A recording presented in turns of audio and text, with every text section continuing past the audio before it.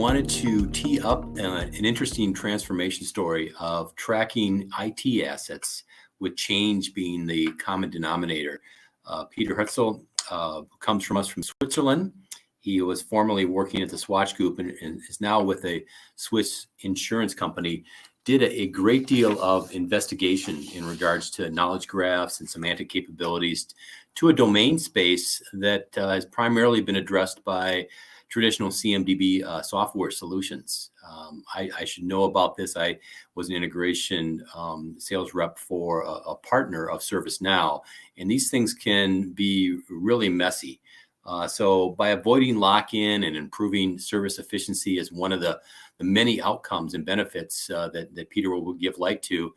I'll introduce him, but before that, I wanted to say that he's our third consecutive speaker from across the pond. So I wanted to give a special shout out to all of those individuals that are coming from Europe and elsewhere for taking time out of their evenings. So thank you again. And Peter, the stage is yours. Thank you very much, Stephen.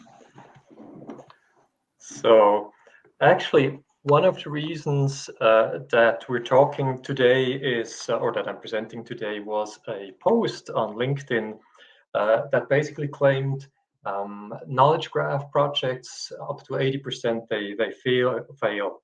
And I looked at this number and I was like, well, this number looks very familiar. However, in our case, we also had similar odds stacked against us. Gartner basically said 80% of CMDB projects fail and 20% succeed. And we used knowledge graph in order to succeed. So I figured maybe it's worth to talk about it a little bit more.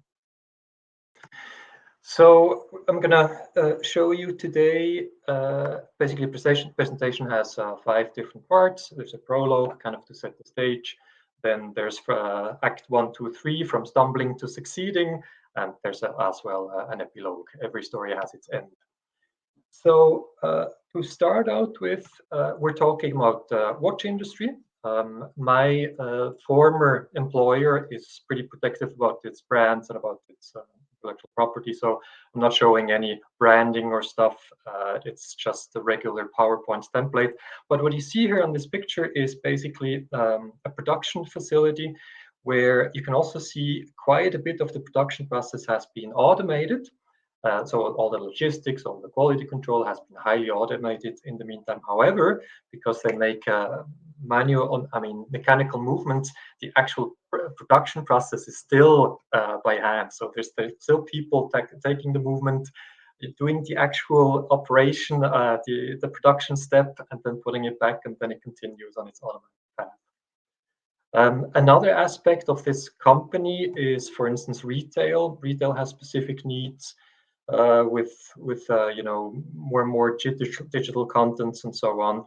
So for us as an IT company within this group, one of the challenges was that we had very diverse needs. The company was very vertically integrated. So from the tiniest little screw that you could barely see by your bare eye, all the way to the store on Times Square, it was very vertically integrated. So we had lots of different needs. Also, another motivator to kind of look at different solutions was this constant change. Most of you are familiar with that, but obviously in 2005, if you wanted to provision a server, you had to take a screwdriver into your hands. 2010, roughly, the servers were virtualized. 2015, they were deployed automatically, some of it already in the cloud. 2020, containers replaced the servers. And we realized if we wanted to manage all these assets, all these services, all these customer demands, we had to have a system that was built for change. Another motivator was basically, we started in 2011 with automation, so provisioning VMs, provisioning file shares, and so in an automated way. And we started the straight way. In a sense of, we just thought about the automation, we automated, and when we needed some data, we created a little database here, created a little bit a database here, and then when the operations team changed something, all of a sudden storage head was not available anymore, so we had to update the database. We were happy with the automation, but it still wasn't running smoothly. And that's also when we figured we should probably turn the approach on its head. Instead of starting with the automation, that we start with the data first, and then do the automation. So, Act 1, tumbling. What did we do in order to proceed? Basically, the goal was building a CMDB. For those who don't know the term, CMDB is a configuration management database. It's basically a big database that tracks the IT assets, and obviously also the customers, the applications, the servers, etc., etc. The challenge was basically to manage thousands of objects from many different systems. And here we're back at the 80%. Gartner specified actually that 80% of CMDB projects, they fail due to stale data, because it's slow, it's not up to date, it's manual input, stuff like that. So these were the odds stacked against us, 80% failure chance. So next thing we did is basically we looked what was available on the market. We had offers from HP, BMC, Microsoft. HP was, I called it a little bit the nine-headed monster, because it was literally 9 different applications, I think 5 different database servers, 3 different reporting solutions. It was literally applications just put together and sold as a package. BMC was not bad. It was nice, good approach. Microsoft had a decent solution with this auto discovery, but you had virtually no interactivity. You could not expand the system, or it was very hard to expand it. So basically what we saw is we were not happy with it. And it was literally a year that we looked at the documents that we got. We were kind of like, what are we going to do now? And at the very end of this process, we heard about this company, Fluid. And they had a white paper that they had published. And I loved what they wrote in that white paper. They talked in this paper about brownfield. You know, you have your environment, let's go in and discover it. They talked about disjoint silos. They talked about long dependency chains of, the different components depend on each other. And they talked about this constant, continuous change. A system is being integrated, another system is migrated, then the system is being decommissioned. It's this ebb and flow of information, of systems, of things that just keep turning in your data center. And reading this white paper, we realized, well, they understood. They understood exactly what we're trying to solve. So this is basically how the solution looked. Down here below, you have the data sources. Many of you know exactly what I'm talking about. You've seen it X amount of times. Then the green part here is the database layer, the access layer. And then what was special in some ways was that they had a user interface on top that was highly configurable. And then obviously at the top, you had these different user groups, kind of like your target audience. And the application was ready to deploy. It was a framework that you could just install. You could configure some credentials, and within just 2-3 days, you already had information in the system. That was great. Now, the huge differentiator was to all the other systems. This solution was easy to extend. So we could add our data sources. We could specify user interface components. We could extend the ontology. We could add our own queries. It was highly extendable as a framework. And they had this new paradigm in some ways, that the graph is the application. So, for instance, every node that was in the database had like a template associated. So towards the user, it looked like a regular application, but in actuality, they were just hopping from node to node. When they clicked a link, they basically hopped to a next node, which again had a template and then showed the information. All right. So we also calculated a business case. We estimated that we save about 1 million Swiss francs over the course of 5 years. just by implementing this information tool. In addition to that, we also had a business case then for the automation piece, which was about 750,000 Swiss francs every year, basically. And the big part here is the reduced workload, less tickets. People can get information faster by themselves, self-help. That was part of the business case. Now, then after spending a year of evaluating, we spent about half a year to define the project, to pick up the different stakeholders and have them convinced. And so far we were happy with that. They were happy. And then it was about getting the money. And I went to the CEO of this IT company. And he was kind of like, well, now it's not a good time, come back a month later. So I went back a month later and he was like, well, no, it's not a good time, but combine it with that other project. When that other project was ready, I went again and he was like, well, we can't do it right now. It's not good. Come back towards the end of the year. And so towards the end of the year, I came back again. And he said, well, we can't do it right now. Come back later. And at this point, I was so mad. I walked out of the office, and by chance, the CFO just happened to cross my path. He saw my face, and he was like, "It's not about you, Peter. It's not about you." And I was really mad. I mean, we had the project ready. We were ready to go. We knew we needed it, and I was just kept back by one particular person.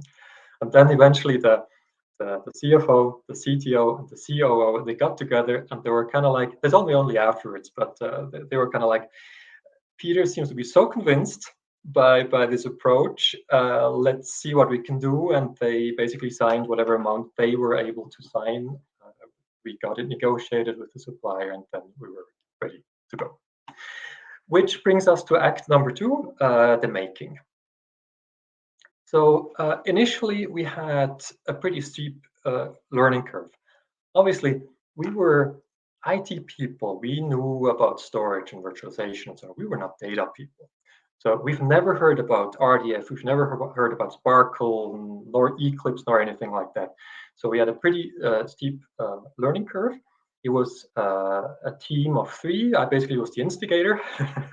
And then there were 2 people who were working about 50% on this particular project next to their other regular tasks. And that's basically how the system looked. So we had this main component here, which it was the portal, CMDB, and it also had the discovery component. Then here, down here, you see the different sources that we started to discover.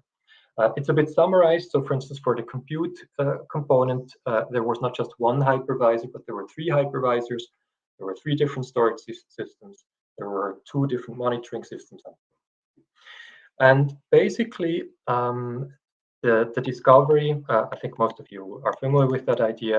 The discovery took the data, put it into the graph, and then on top of that, in the portal, we had like forms which people, particularly the operations people, then they could fill in. And we would gather some of the information here, gather the other information from the forms, and then feed that back into the automation. And then the automation would talk to the different components, would, for instance, create an instance in VMware, would create the disks on the storage, would configure the antivirus, could configure the patching windows, would configure monitoring, and so on and so on. Then also the VM itself was addressed with the access rights, so that at the end of this process, about 45 minutes later, a ready to use virtual machine was there. And then when this new element was provisioned, it was rediscovered through the provisioning, through the discovery process, so that this component here, the portal, was up to date. Just a little example, or like a little view of the data model. You see here the green part is more infrastructure related, virtual machines, storage, and so on. The blue part here is kind of focused on the network and security elements. And then the red part on top is more focused on the customers, the applications, the elements, the databases, and so on, the owners, the people, basically. So the red piece is a bit more the business layer. And one of the benefits we had directly, us as people who worked with it, is when we wanted to provision a new virtual machine, for instance, We basically had a form, so we could, in the form, we could select the company, and then the company had certain security zones associated with it. That was then the next drop down, so the operator could pick the security zone. And then from then on, we were able to, just by graph traversal, we were able to find the application profile, the endpoint group, and then from the endpoint group, we were able to find the virtual port group, which then was a parameter into the automation, so that the virtualization component knew where to properly place this new virtual machine. So the graph simplified the gathering of data and also presenting the data to the users in a form significantly. And there was a huge also time gain. It simplified our automation, or the efforts to automate certain things. Obviously, we did mistakes at the beginning, so a couple of them, or a range of them. Like initially, we tried to identify computer objects basically by saying all objects that have CPUs, they're being computers, so kind of twisted logic and so on, which we obviously had to learn. So implementation took about 1 year, with 2 resources who were working on it 50%, and it also including taking the old automation and, how you say, adapting it to the new environment. So go live went very smoothly. Not. The first week was pretty bad. We had some issues with discovery, pretty serious issues with the discovery process. Second week was already better. And from the third week on, it just kept going and going. It was solid as a rock. We were very happy with it. You see, there's maybe 5 main components. So there's the portal and the search, which the users were able to use directly. Then there was an analytics component, so we had some reports in it. It drove the automation piece. That was actually my initial main goal. As we already had data in the graph, we also used it for rebilling processes, and obviously the asset management, which is the main focus of a CMDB project. But kind of after going live and also looking at other solutions, we realized by accident we just kind of happened to build a private cloud platform. Now, something that my colleague predicted, and I was a little skeptical about this, was acceptance. When we started out with the project, there were a few people who said, well, you know, we can do CMDB, we can do it better than you. And so there was some resistance within the company. And so I was a bit skeptical about acceptance or adoption. And we were very surprised. We initially trained the operations team specifically for their task, particularly automation. And then a couple of months later, we checked in again, and we realized every single day we had 100 users on the portal. 100 users, never would have expected that. And my colleague, he was right. Anybody can Google, and if you have up-to-date information, they're going there. They're going to pick it up. Scope. So on the left-hand side, you see a summary of the elements that were integrated. On the right-hand side, you see the processes that we supported with this particular solution. Audiences was also quite nice, because every information basically was a node in the graph. We had, for instance, applications. Every application had a node, or every customer had a node. So companies like Omega, like Swatch, like Longines, Tissot, Rado, etc. Each one of those companies was represented by a node. And by using this templating on top, we targeted the information that was shown related to this node to the particular needs of the audience. So for instance, when the customer node showed maybe the company logo and some some of the responsibilities, who was responsible, who was the account manager. And then down below, we listed their users, we listed their VMs, virtual machines, we listed their database, kind of a summary of what's relevant for the customer. And it was either the customer or the account manager who then used it. There's some customers who are kind of like, yeah, give me the tool, go away. And there's the other type of customer who's like, go away with your tool, just talk to me, And so it was either the customers themselves or the account manager who then used the tool to have information available quickly. Service desk agents. One feedback was by one agent: I've worked in a couple of different companies. I've never seen a system where I have so much information that I can just Google. The operators, who are our main target, so they used it on a daily basis to provision VMs, to deprovision databases, to add disks, to add CPUs, all these kinds of operational tasks. Application owners, because every application basically was a node in the graph, we were again able to target the information. So the application owners could search for their application, and they would see what servers are associated with it, what databases are associated with it, who are the responsible people, what DNS entries are somehow linked through the graph to this particular application.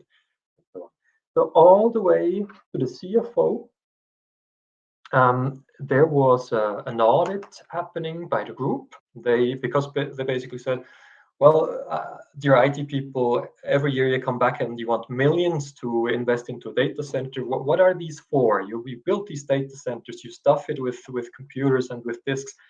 What's being used by what? And usually that's a very tough question to answer unless you have a graph. And then you basically start at the application or the application category. You go down your path, you find the CPUs, you find the disk space, you sum it all up. And it took us about 3 days to try to do this graph traversal, come up with the first figures. And then we fine-tuned it a little bit. Maybe after 2 weeks, we had pretty solid figures.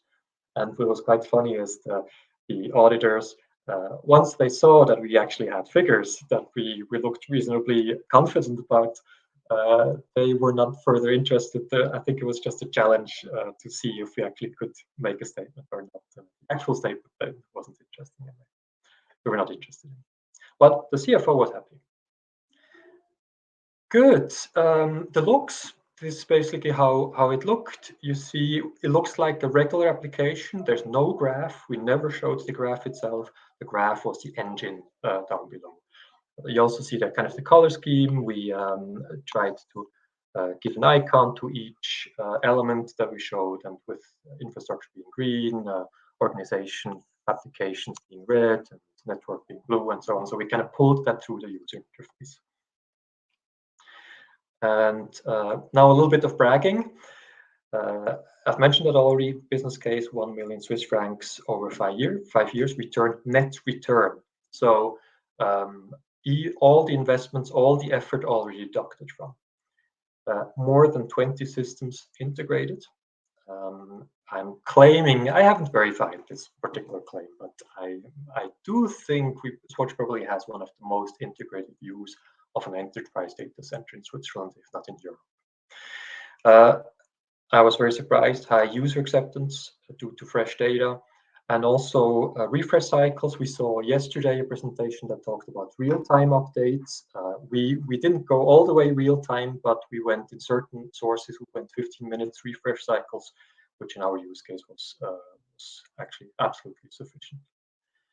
And I think this is a conservative estimate. Compared to doing it ourselves, we were at least 4 times faster using the knowledge graph and using this low-code framework on top of it. Some more stats. Every month we rebuild about 500,000 Swiss francs over this platform, and this corresponded to about maybe 10-15% of the yearly revenue of the company, of this IT company within the group. About 45 virtual machines that were deployed every month, 250 actions triggered every month, actions meaning deploying their database, adding CPUs, and so on. We counted about 1 million objects, so 1 million nodes and about 10 million triples, and that mentioned that only have 100 users every day. Qualitative benefits, flexibility. I mean, number one, with few people, that's the point after, but we were flexible to integrate many different sources. The speed, we were faster. Obviously, if a new request came, we weren't done tomorrow. It may have taken a month, may have taken 2 months, but we were able to integrate, the changes that came our way, and we were able to do that. And also efficiency. The less code you have to write, the less code you have to maintain, the less people you have to align. So very few people, we, I think, basically realized a very large scope. So after the go live, the network, the data center team decided that they had 2 local data centers, one in Singapore, one in France, one in Australia. After the go live, the network team decided they needed to know more about the stores that they had infrastructure in. After the go live, the virtualization team decided to integrate a new hypervisor.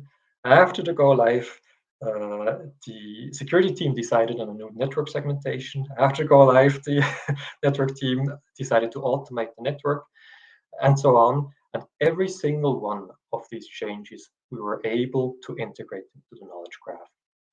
Attacking a new data source, integrating it, linking it into the existing graph, and discovering the data, refreshing it every 15 minutes, every hour, whatever it needed to be. And this was basically the proof that we found a system that was built for change, that could deal with this ebb and flow, with this coming and going, which was, to many of you, you're kind of like, yeah, of course. But for us, being new to the field, it was really a surprise. And it was a very positive surprise. Now, every story has an end. The solution is still in production, so went live 2018, still in production. I just talked to an account manager 3 weeks ago, and he was kind of like, yeah, one of my customers, he had an issue with his application. The application didn't run, so I just pulled up the application, then looked at the server, and then we had federated some information, like the firewall logs. We federated from the graph into a logging tool, and so it would you could see immediately, very quickly, okay, this and this port was blocked. So you opened a ticket with the networking team. In 2 days, the whole thing was resolved. And sometimes these kind of issues, they can take months, literally, to resolve. So making the information available, still today, it's all running, it's all being used. Now, every solution has its time. We had the unfortunate luck that FluidOps was bought by Veritas, and Veritas shut down the product line. Very unfortunate. They were interested in the knowledge graph piece, and they were not interested in the managing IT assets piece. So we did a new RFP, and this time we looked specifically at frameworks that were in the graph space. So we had a couple of solutions that we found with the Factset Sensa, Intelligent Views, Structure, which is not in the RDF space, but in the property graph space, and so on. So, and MetaFacts won the evaluation because, of course, Peter Hase, he used to be with FluidOps and he's now with MetaFacts. So the concepts were quite similar. They were very familiar to us. And so he was almost, I think he was the easiest to step over onto the MetaFacts platform. However, we had some significant management changes, and that's where I also decided to leave the company. And the project then was not approved. And currently, the team who's still there, they're evaluating a service now because they have discovered the graph. So in 2020, they came out with the service graph. I think the solution that's in place today is the more flexible solution. It's the more powerful solution. However, in some situations, it makes sense to also buy things off the shelf. If you can buy it off the shelf, buy it off the shelf. if it meets your needs. Yeah.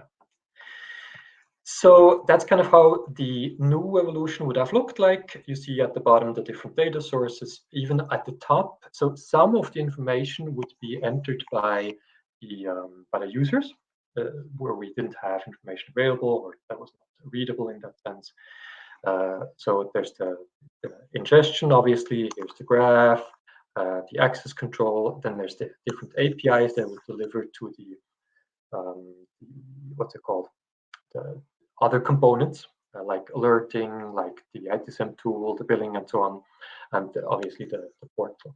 And some onto the right side, on the right-hand side here is also the automation hub that would then also attack, just like before, would attack the different elements, the different services, and then we would discover the information.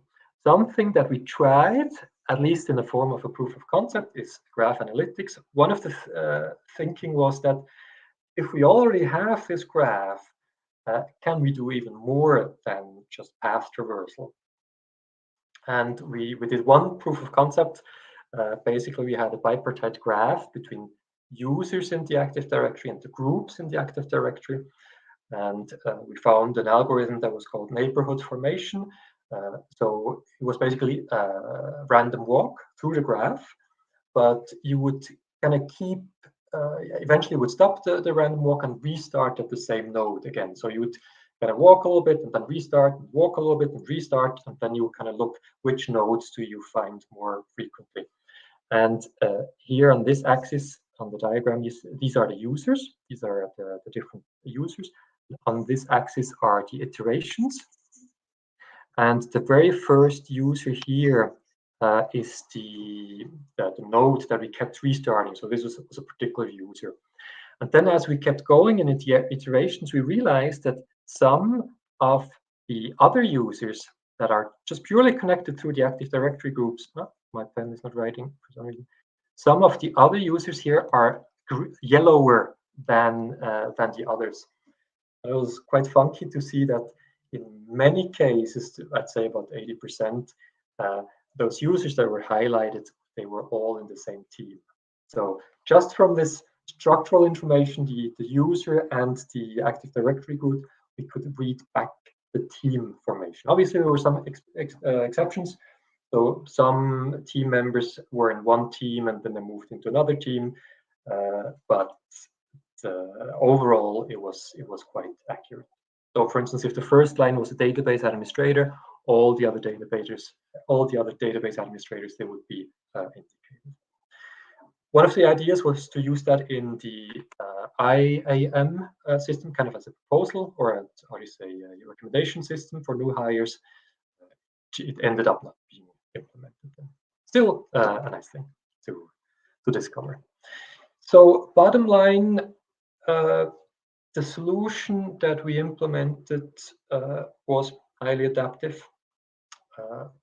There were many different dimensions that we were able to capture in this graph. The scope was flexible. We could grow the scope. Brownfield, ebb and flow, we've mentioned it a couple of times. Fast turnaround.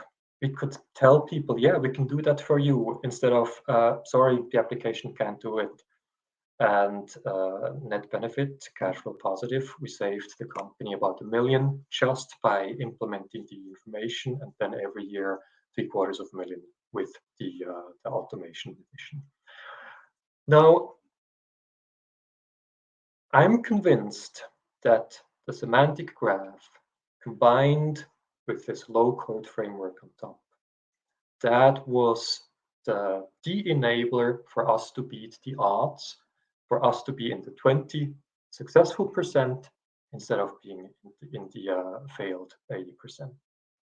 And based on that positive experience, I also moved on to other companies, to an energy company where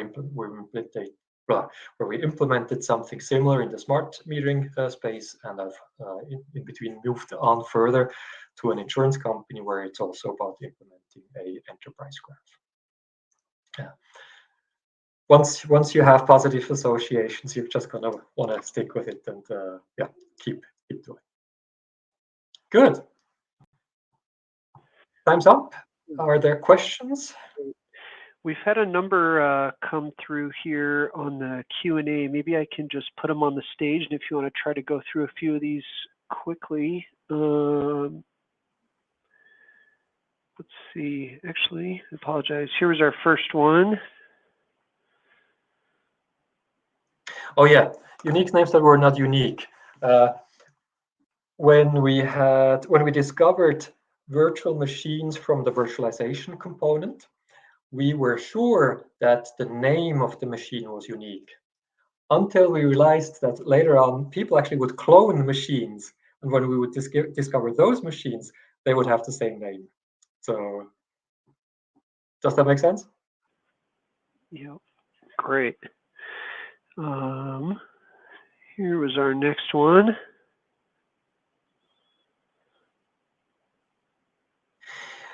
What can still be improved? Let me think. One of the aspects, obviously, is fundamentally I mean, I've talked about it, this continuous change is clearly going away from the enterprise data center into the public cloud. And that would be one extension potentially to discover assets out of the public cloud. That could be one approach, or then to just say, okay, we're going to use ready-made solutions that can address the cloud space. But I still do think even in the public cloud, you need to kind of track elements that you buy, that you pay.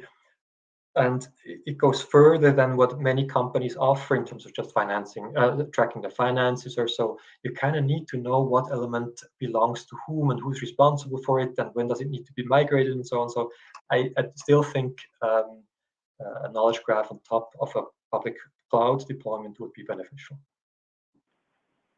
Great. Okay, we'll keep moving here. So the software stack, it was a open source RDF database with RDF4J on top of it. And it was all delivered in one package by the supplier, by FluidOps. And the user interface in the FluidOps case was a semantic wiki, where they basically extended the semantic wiki with their own widgets, they called it. So you could basically just create a new wiki page where you could then enter you could add a table, and the data for the table would be provisioned by a Sparkle query. And the widget was ready to go, so you could just write the widget name, you pass it some parameters, you pass it the query, and then it would visualize it immediately.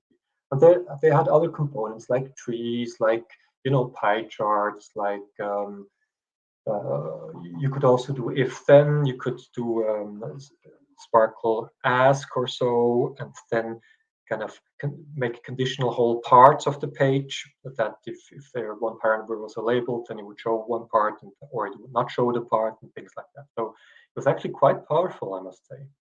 And I've worked in my other project now with BKW Energy. We've instead used the MetaFax platform, which is more HTML focused, but very similar concept. So you can basically design your page and add those widgets in that sense. And you're very flexible in that sense. Great. Okay. Here's our next one.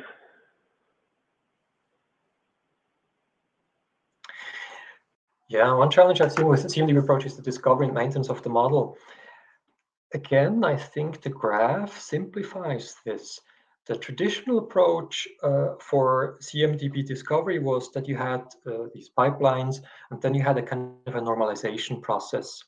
That if you had the same information, for instance, as an example, the operating system. The operating system was maintained in the Active Directory, was maintained in the patching tool, and it was maintained in the virtualization tool. These are three different sources for the same information, and they could potentially be contradictory. And instead of doing at the beginning this, normalization and this how do you say, filtering of the data. And so we basically just wrote it into the graph. We connected that information with the same server in this particular example. So the server basically had 3 times the information operating system. And then we looked at it and we picked one of them. And yeah, we could discover information, we could throw it into the graph and then connect it with the other elements. And it really simplified this ingestion process. And with the maintenance, it's the exact same things. It's almost like a tree. The graph is almost like a tree where some branches, they just kind of start to die off. And if, for instance, a source system was deprovisioned, we would just not discover any new information from it. The information just was gone, basically. And that way, we didn't even, some sections we didn't even have to clean off because they just were not there anymore. So they didn't appear in the graph anymore. Great. Here is our next one. He mentioned in an additional comment in terms of growing data source systems and respective schema change. Oh, not sure if I'm seeing the same question. I see this project is very fast. How did you handle if there are some underlying data structure changes on the source system? Yeah. Obviously, every time we had such a situation, we had to go in and change it. There's no, I don't know any other way to do that.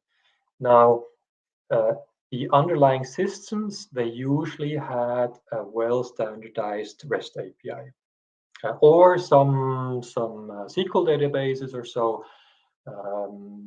But if there was a change, you had a dependency and you had to fix it. There's no magic there in that sense. Yeah.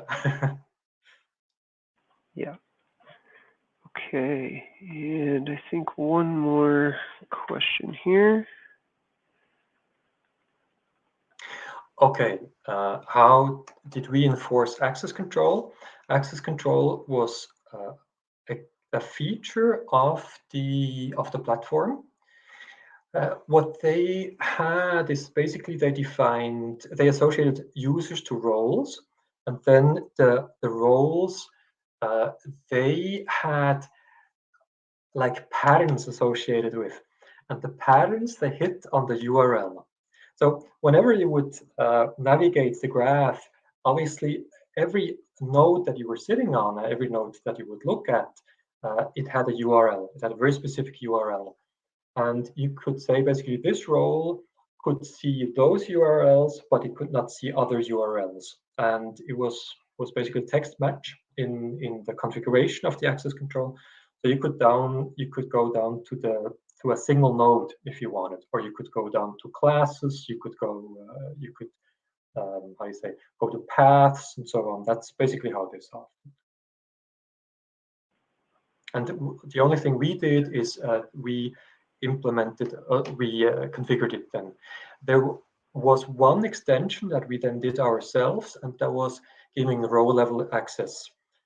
So when we had a user from a specific customer, let's say from Omega, they logged on, and then whenever they looked at a table in the background, there was a little query triggered that would go and see. Basically, again, there was a graph traversal. It would link the user to the company, and then the company to the object. What objects does the company consume? And if there was a link available, then we would show the row. And if there was no connection between the company and between the user and the element, then we would not show it. But that was a custom extension that we implemented. Actually, that was something we implemented with an external consultant with a facts mission. Yeah. Great. All right, I'm going to go ahead and bring Steve back on here.